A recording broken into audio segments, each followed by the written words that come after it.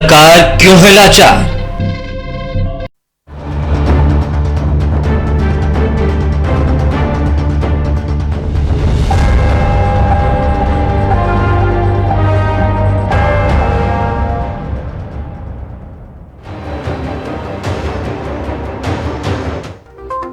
मन की बात के जरिए देशवासियों को प्रधानमंत्री नरेंद्र मोदी ने किया संबोधित, कहा खिलाड़ियों का बढ़ाएं हौसला।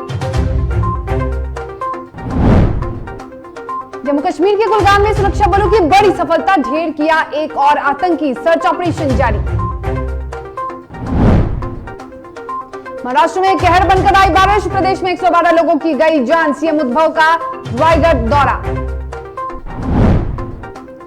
और दिल्ली में महिलाओं के टीकाकरण के लिए पिंक बूथ हुआ शुरू, वैक्सीनेशन में आएगी गति।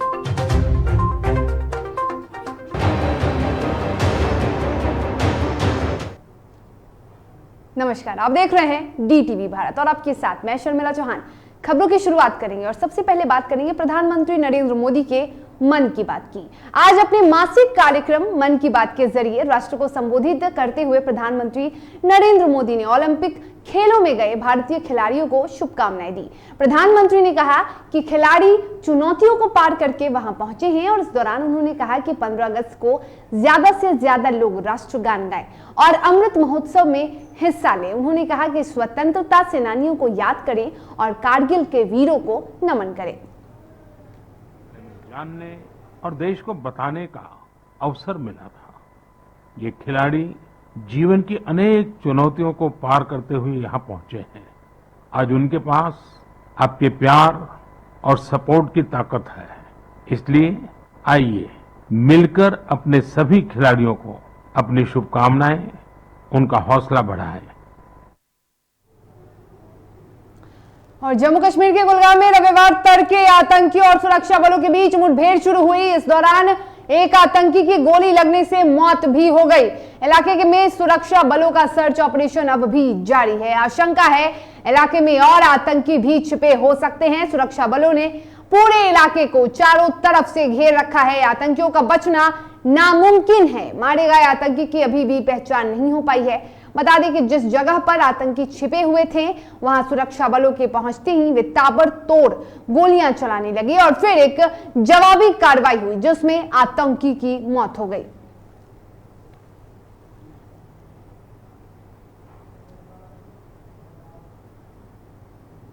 और महाराष्ट्र में भीषण बाढ़ से फिलहाल महाराष्ट्र गुजर रहा है। मूसलाधार बारिश ने कोंकण सहित पश्चिम महाराष्ट्र के 9 जिलों को बुरी तरह से प्रभावित किया है। बचाव कार्य युद्ध स्तर पर जारी है।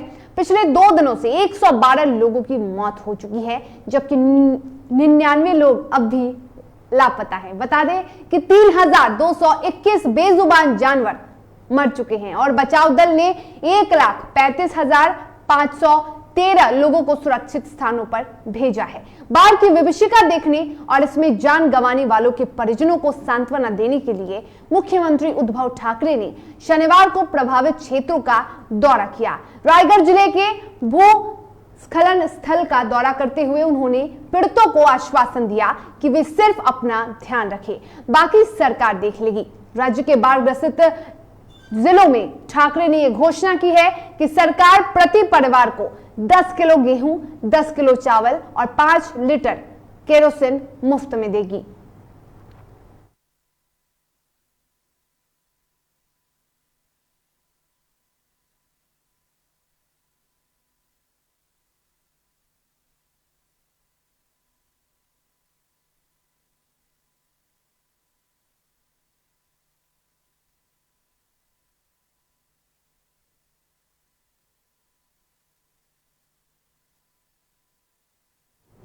और पश्चिम दिल्ली में तिलक नगर के SDMC स्कूल 4 में 13 जुलाई को पिंक बूथ की शुरुआत की गई है। ये बूथ सिर्फ महिलाओं के लिए है। बूथ की खासियत ये है कि यहाँ पर विमेन स्टाफ की ही ड्यूटी लगाई गई है, यानी महिला कर्मी इस केंद्र में मौजूद रहेंगे। यहाँ सभी तरह की महिलाओं का कोरोना वैक्सीनेशन हो सकता है और इसमें गर्भवती महिलाएं, दूध पिलाने वाली महिलाएं और सामान्य महिलाओं को टीका लगाया जाएगा।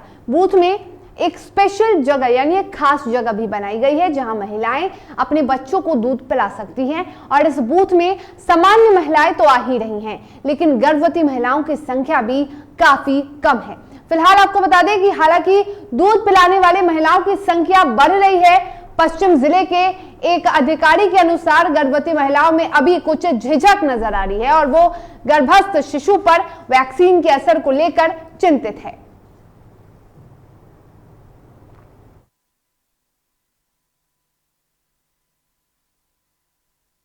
स्टार खिलाड़ी पीवी सिंधु ने अपने पहले मुकाबले में बेहद आसान जीत हासिल की है। सिंधु ने महज 28 मिनट में ही पहला मैच जीत लिया। पीवी सिंधु ने केसेनिया को गेम में 21-9, 21-10 से हराया है। पीवी सिंधु ने इस जीत के साथ मेडल की ओर एक कदम आगे बढ़ाया है। लोगों को इनसे पदक की बेहद ज्यादा उम्मीदें हैं। तो टोक्यो ओलंपिक में पीवी सिंधु ने कमाल किया है। पीवी सिंधु से पूरे भारत को पदक की उम्मीदें हैं। पीवी सिंधु ने पहले मैच को बड़े आसान तरीके से जीत लिया है।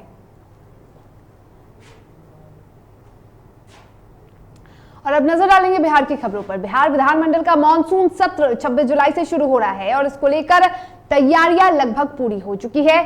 सत्र को सुचारू और सफलतापूर्वक बनाने को लेकर विधानसभा अध्यक्ष ने बीते दिनों वरीय अधिकारियों के साथ बैठक की, लेकिन इस मॉनसून सत्र के हंगामेदार रहने के पूरे आसार हैं, क्योंकि महंगाई के साथ साथ कई ऐसे मुद्दे हैं जिसको लेकर विपक्ष सरकार को घेरने का प्लान बना चुकी है।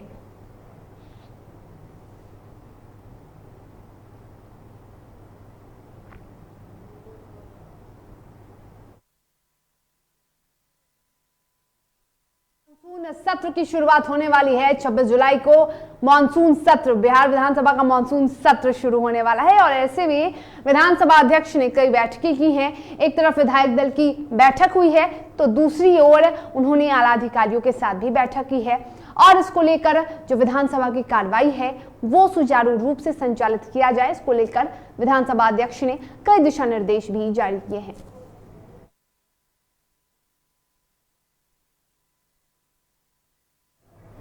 और मुख्यमंत्री नीतीश कुमार ने राजधानी पटना में परिवहन विभाग की योजना अंतर्गत 50 नई सीएनजी बसों के साथ ही मुख्यमंत्री ग्राम परिवहन योजना के तहत 350 नई एम्बुलेंस सेवा की शुरुआत की और इस दौरान सीएम ने पत्रकारों से बातचीत की, कई सवालों का जवाब दिया और सीएम नीतीश कुमार ने ऑक्सीजन से मौत पर भी सफाई दी। साथ ही उन्होंने बिहार में जातीय जनगणना के मुद्दे पर कहा कि जातीय जनगणना होने से जो पिछड़े तबके और गरीब गुरबा लोग हैं उन्हें भी सरकारी योजनाओं का लाभ मिल सकेगा। सीएम नीतीश कुमार ने 2010 के बाद जातीय आधार पर जनगणना की बात बताई, लेकिन उन्होंने कहा कि 2013 में इसे पब्लिश किया गया था लेकिन इसका कोई निष्कर्ष नहीं निकला था।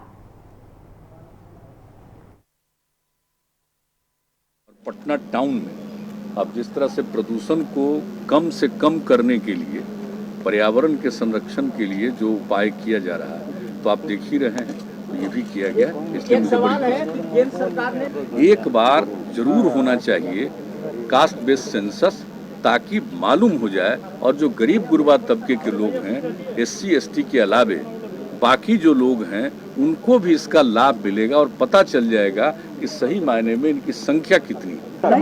ऑक्सीजन के बारे में तो जितना काम किया जा रहा है जरा देख लीजिए और अच्छी तरह जान लीजिए कि जो कुछ भी अचानक जो ऑक्सीजन की जरूरत पड़ी तो सब जगह की थोड़ी दिक्कतें आई, लेकिन उसको फिर से हर तरह का समाधान किया गया और उसके लिए जितनी तैयारी है कि कोरोना ही नहीं किसी भी तरह से बीमारियों में किसी प्रकार से ऑक्सीजन की कोई दिक्कत नहीं हो, कोई कमी नहीं हो, इसके लिए सारा हो रहा है। और बिहार में सियासत एक बार फिर गर्मा चुकी है। जेडीयू और बीजेपी लगातार विपक्ष पर सवाल उठा रही है, जिसका जवाब देते हुए राजद विधायक रणविजय साहू ने कहा कि राजद हर समय अलग अलग पदों पर निचले वर्ग के लोगों को जगह देती है। तेजस्वी यादव पर एक सवाल उठा और कहा गया कि राजद अगर इतनी ही दलित प्रेमी है तो SC ST कोटे से किसी को राष्ट्रीय अध्यक्ष बना दिया जाए। हमारे साथ बात करने के लिए राजद के विधायक हैं रणविजय साहू, उनसे जानते हैं कि इस पे क्या कहेंगे। सर, इस तरीके का बयान आता है कि अगर इतने ही दलित प्रेमी है तो SC ST जो है उनको राष्ट्रीय अध्यक्ष बनाना चाहिए, क्या कहेंगे इस पर? राष्ट्रीय जनता दल एक सामाजिक न्याय की पार्टी, गरीबों की पार्टी है, कमज़ोरों की पार्टी है और यह पार्टी हमेशा से साबित करते आ रही है कि सचमुच में ये दलितों के हिस्सेती है। अगर सामाजिक न्याय का नारा नहीं होता तो बिहार सरकार के मंत्री श्याम रजक नहीं बनते। अगर सामाजिक न्याय का नारा नहीं होता तो रमई राम बिहार सरकार के कैबिनेट मंत्री नहीं होते।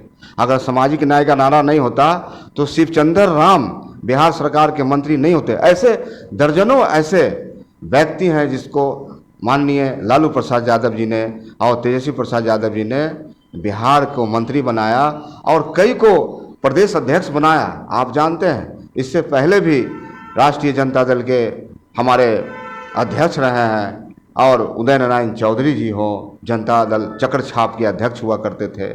उसके बाद हमारे ही पार्टी के कई ऐसे दलित चेहरा हैं जो इस पार्टी के अध्यक्ष रहे हैं। तो निश्चित तौर पे बिहार का जो भी दलित है, कमज़ोर है, सब लोग सामाजिक न्याय के दायरे में है। लालू प्रसाद यादव जी के शासन काल में ही 90 के बाद उन्होंने अपनी जो एक आज़ादी मिली, आज़ादी तो हमको 72 साल पहले मिली इस बिहार को, इस देश को, लेकिन सचमुच में आज़ादी मूल रूप से तभी हम लोग को प्राप्त हुआ जब इस राज्य के मुख्यमंत्री श्री लालू प्रसाद यादव जी भी बने और लोगों को मुंह में जबान दिए। उन्होंने चलना सिखाया, बोलना सिखाया, उन्होंने अपना अधिकार बताया कि इस लोकतंत्र में एक वोट का क्या महत्व होता है।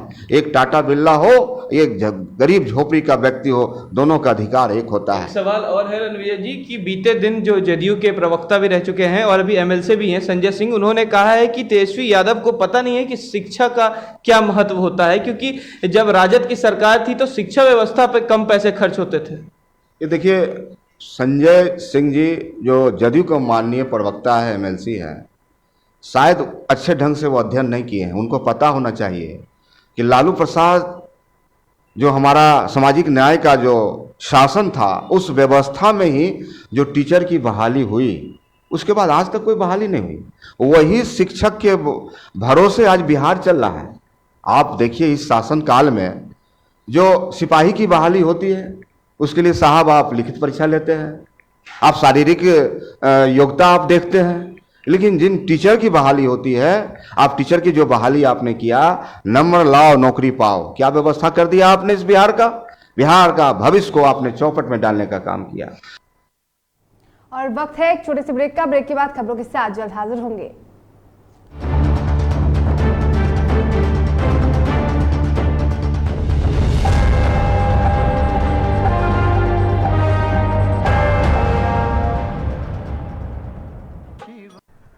दादी, इतने सारे पापड़ बन गए, क्या करे? कच्चा पापड़, पक्का पापड़, एक्स्ट्रा पापड़, इंस्टा पापड़, कक्कर दादी के छत का पापड़ विद ऑनलाइन प्रेजेंस बन गया धाकड़। फोन पे करके ऑर्डर ही ऑर्डर, सब वाह हो गए इसको खाकर। कच्चा पापड़, पक्का पापड़, चंडीगढ़ टू चेन्नई बढ़िया सापड़। कच्चा पापड़, पक्का पापड़, एक्स्ट्रा पापड़, इंस्टा पापड़। बिजनेस बढ़ाओ इंडिया के फास्टेस्ट 4G के साथ। स्पीड से बढ़ो विद वी गिगानेट। सर छुट्टी चाहिए थी। क्यों? गांव के सारे घर कच्चे थे, बाढ़ में ढह गए, मेरा भी। Good morning sir. देखिए, बुनियाद भी पक्की, आपका नया घर भी पक्का, सालों साल चलेगा सर।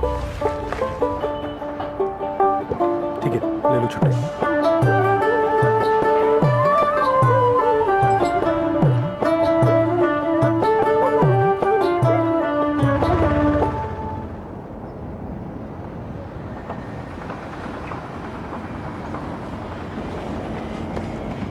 लो, हो गया घर पक्का। छुट्टी कैंसिल।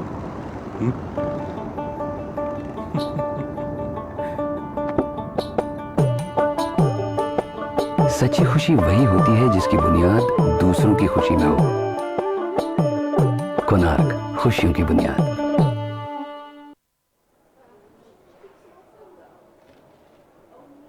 और ये रहा आपका बर्थडे गिफ्ट। पापा, बेटा ये कैसा है?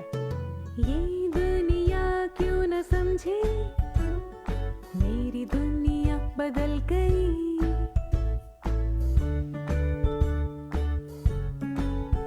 और ये देखो पीहू,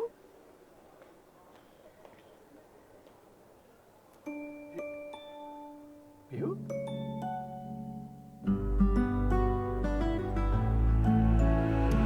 गुड़ियों से खेल तेरी गुड़िया बड़ी हुई। बच्चे कब बड़े हो जाते हैं पता ही नहीं चलता। थोड़ा बड़प्पन दिखाइए। रहो सेफ सैनिटरी पैड से खुद को स्वस्थ और सुरक्षित रखने में इनका साथ निभाइए। अश्लीलता से दूर, भक्ति से भरपूर, कान फोड़ू नहीं, मधुर वाणी, जिंदगी का सार, राम की कहानी, रामचरितमानस का संपूर्ण पाठ, सुबह और शाम 6:30 बजे देखिए रामायण, सिर्फ और सिर्फ DTV भारत पर। रक्तदान जीवन दान। आइए हम सब निवेदा अस्पताल के रक्तदान महाशिविर का हिस्सा बने, क्योंकि आपके द्वारा किया गया रक्तदान कई जिंदगियां बचा सकता है। 25 से 29 जुलाई तक रक्तदान का महाशिविर। निवेदा ब्लड सेंटर में एक रक्तदान का महाशिविर आयोजन करने जा रहा हूँ। हमारा पता है Niveda hospital G44 PC colony near park number 22 main road Kankarbagh Patna. हमें संपर्क करें 095043135597।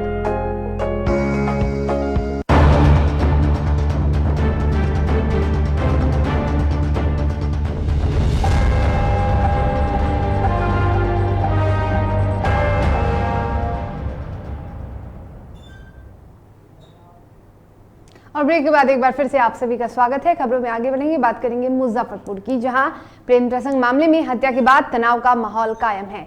वहीं मृतक के परिजनों ने प्रेमिका के घर के सामने उसके प्रेमी के शव को जलाया है। बता दें कि पुलिस ने पोस्टमार्टम के बाद परिजनों को शव सौंप दिया था, जिसके बाद परिजनों ने प्रेमिका के घर के बाहर ही प्रेमी के शव का दाह संस्कार किया। वहीं इलाकों में फिलहाल तनाव का माहौल कायम है, जिसको लेकर भारी संख्या में पुलिस बल को तैनात किया गया है।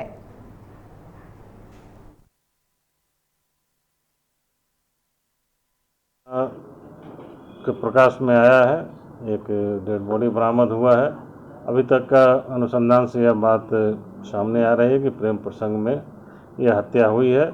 इस संबंध में प्राथमिकी दर्ज कर ली गई है, अनुसंधान प्रारंभ किया गया है। आगे अनुसंधान में और बातें स्पष्ट। प्रथम दृष्टया प्रेम प्रसंग में ही ये हत्या की गई है, अभी तक तो यही बताया गया है। आगे और भी जांच से अनुसंधान से कुछ बातें और सामने आ सकती।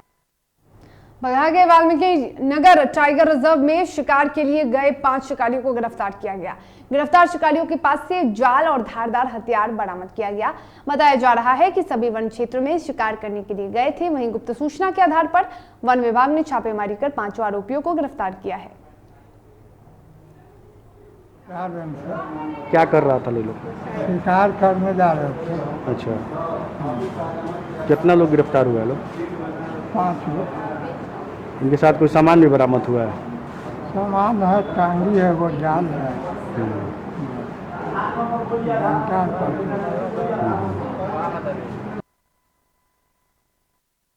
और समस्तीपुर जिले में स्वास्थ्य विभाग की बड़ी लापरवाही सामने आई, जहां आंगनबाड़ी केंद्र पर एक्सपायरी दवा बच्चों को पिलाई गई, जिससे 8 बच्चे बीमार पड़ गए, जिन्हें इलाज के लिए सदर अस्पताल समस्तीपुर में भर्ती कराया गया।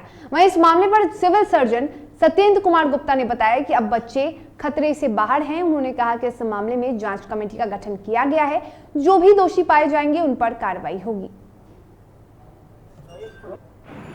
इस संज्ञान में भी आया है हमारे जिला प्रतिरक्षण पदाधिकारी और जिला मलेरिया पदाधिकारी को जांच के लिए भेजा गया है। प्रतिवेदन आने पर इस पर कार्रवाई की जाएगी। जैसे प्रक्रिया है कि जो दवा भंडार में आती है वो आंगनबाड़ी और आशा को भी वितरित की जाती है। आशा आंगनबाड़ी द्वारा जो है सो गांव में छोटे बच्चों को दवा पिलाने हेतु उनके परिजनों को दवा दिया जाता है। बक्सर के नगर थाना क्षेत्र से एक हैरान करने वाली खबर सामने आई है, जहां पति पत्नी ने फंदे से झूलकर अपनी जीवन लीला समाप्त कर ली है। सूचना मिलने के बाद मौके पर पहुंची पुलिस ने दोनों के शव को बंद कमरे से बरामद किया। वहीं पुलिस ने दोनों शव को कब्जे में लेकर पोस्टमार्टम के लिए भेज दिया है। फिलहाल पुलिस मामले की जांच कर रही है। आज सर कुछ नहीं हुआ। आज नहा धोवा कर घर में जाकर खाना वाना बना कर सोई है। हम लोग घर में से सब कोई अपना अपना काम में गए थे। माँ भी हमारी भी रोपनी करने गई थी और 5 बजे 4:45 बजे वो घर आई, केवाड़ी खोली सर, नहीं केवाड़ी खोल रहा था तब ये वो देखी तो मुक्की में से तो वो लोग दोनों लटक गए थे सर। बगहा के बरसा गांव में भालू ने एक व्यक्ति पर हमला कर दिया जिससे वो बुरी तरह घायल हो गया। आनन फानन में घायल व्यक्ति को इलाज के लिए अस्पताल में भर्ती किया गया, जहां उसका इलाज जारी है। वहीं इस घटना के बाद से इलाके में दहशत का माहौल है। तो भालू काटा हुआ है और बहुत बुरी तरह से इंजोर्ड किए हुआ है। इनका प्राथमिक उपचार कर करके बेतिया में बेहतर इलाज हेतु भेजा जा रहा है। अब क्या है ना, एक्चुअली इनको दाहिने हाथ में हड्डी को भी भालू ने पूरा खरोच कर दिया है। और पूर्णिया में एक व्यक्ति को बाइक सवार अपराधियों ने गोली मार दी, जिससे व्यक्ति घायल हो गया। वहीं अपराधियों ने उससे 20,000 रुपए भी लूट लिए। घटना जिले के जानकी नगर थाना क्षेत्र की है, जहां बताया जा रहा है कि बाइक पर सवार 2 हथियारबंद अपराधियों ने इस घटना को अंजाम दिया। वहीं घायल को इलाज के लिए अस्पताल में भर्ती कराया गया है। पुलिस की माने तो पुलिस पूरे मामले की जांच कर रही है।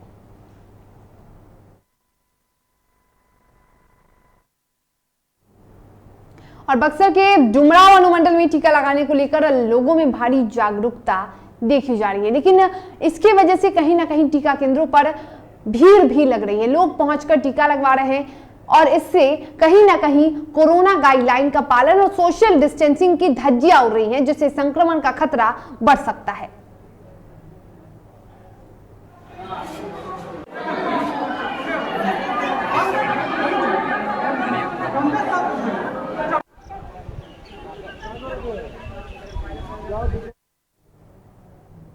और दरभंगा में डीएमसीएच बचाओ एम्स बनाओ जन स्वास्थ्य अभियान के बैनर तले शनिवार को कर्पूरी चौक पर नागरिक सभा का आयोजन किया गया। सभा में डीएमसीएच बचाओ एम्स बनाओ, डीएमसीएच में डॉक्टर नर्स कर्मचारी की बहाली करो, सुपर स्पेशलिटी वार्ड को चालू करने, डीएमसीएच के साफ सफाई की गारंटी करने, दैनिक वेतन भोगी कर्मचारी को स्थायी करने सहित कई अन्य मांगों को उठाया गया।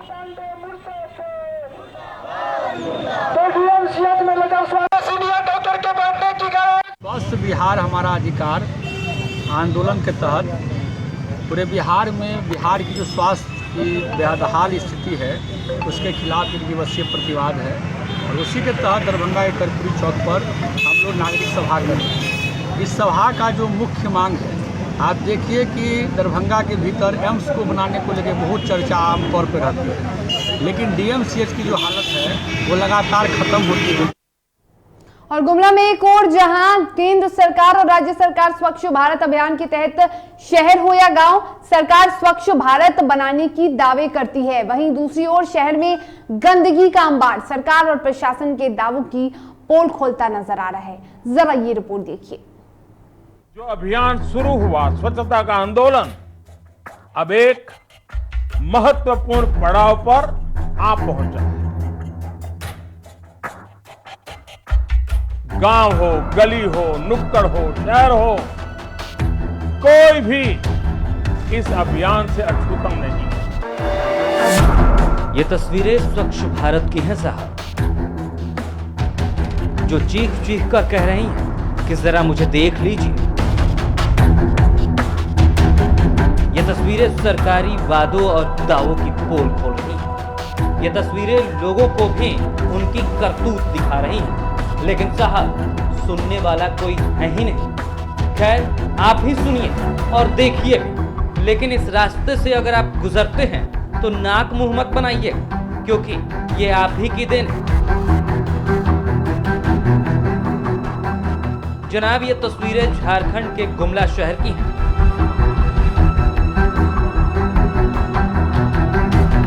जहां शहर में नगर निगम ने बड़े बड़े पोस्टर लगाकर शहर को स्वच्छ बना दिया है। नगर निगम ने इस दौरान अपना दुखड़ा भी सुना दिया है कि हम तो सफाई करते हैं साहब, लेकिन लोग फिर गंदगी फैला देते हैं। जितने सफाई कर्मी हैं लगातार सफाई कर रहे हैं, लेकिन स्थिति है कि इसमें नगर के लोगों को भी जागरूक होना होगा, क्योंकि हम देखते हैं कि जिस सफाई सवेरे हो रहा है तो शाम में फिर कचरा भर जाता है। तो अब एक जगह में एक दिन में एक जगह सफाई हो रहा है। अब उसी के बीच में होता है कि लोग जो सफाई को देख नहीं रहे हैं, सफाई माने वहाँ पर जमा हो रहा है उसी को देख पा रहे हैं।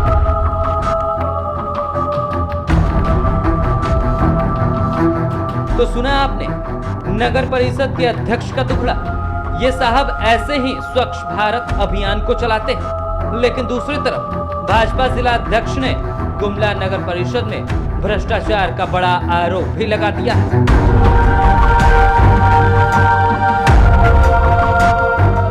जिला और गुमला विशेषकर नगर परिषद का जो क्रियाकलाप किसी से छुपा हुआ नहीं है। हमको लगता है पूरे झारखंड में कहीं ना कहीं गुमला नगर परिषद की एक ऐसा नगर परिषद है जहां की भ्रष्टाचार का बोलबाला है। एक तरफ नगर परिषद के अध्यक्ष अपना दुखड़ा सुना रहे हैं, तो वहीं दूसरी तरफ भाजपा गुमला नगर परिषद में भ्रष्टाचार का आरोप लगा रही है। तो वहीं जनता गंदगी से परेशान है। तो कई ऐसे लोग भी हैं जो शहर को साफ करने का अभियान भी चला रहे हैं। गंदगी है जिससे कि यहाँ पर गंद भी मारता है और दुकान के जब सामने हो जाता है। परेशानी तो होता है, लेकिन नगर पालिका बहुत कम ध्यान देते हैं। तो साफ सफाई करना चाहिए जिससे कि यहाँ पर माहौल अच्छा रहे। मिशन बदलाव का वार्ड का सवाल वार्ड के सरकार अभियान के तहत गुमला नगर परिषद के सभी वार्डों में हम लोग भ्रमण कर रहे हैं। आप गुमला नगर परिषद के कोई भी इलाका में चले जाइए, कहीं भी साफ सफाई नहीं, कहीं भी मच्छरों का प्रकोप से बचाने के लिए जो फॉगिंग मशीन की जो व्यवस्था है वो भी कहीं सुचारू रूप से नहीं चल रही है। बहरहाल मोदी सरकार एक तरफ भारत को स्वच्छ बनाने का अभियान चला रही है, तो दूसरी तरफ गुमला नगर परिषद बड़े बड़े पोस्टर लगाकर ही शहर को साफ करना चाहती है। ऐसे में सवाल तो ये उठता है कि लोगों को गंदगी से कब निजात मिलेगी, कचरे के ढेर को नगर परिषद साफ कब करवाएगी। और ऐसे में सबसे बड़ा सवाल तो ये उठता है कि क्या ऐसे ही भारत स्वच्छ बनेगा। गुमला से अजीत सोनी के साथ अविनाश पांडे की रिपोर्ट। और इसी के साथ बुलेटिन में फिलहाल इतना ही। तब तक के लिए मुझे दीजिए इजाजत। आप स्वस्थ रहिए, सुरक्षित रहिए और देखते रहिए DTV भारत। नमस्कार।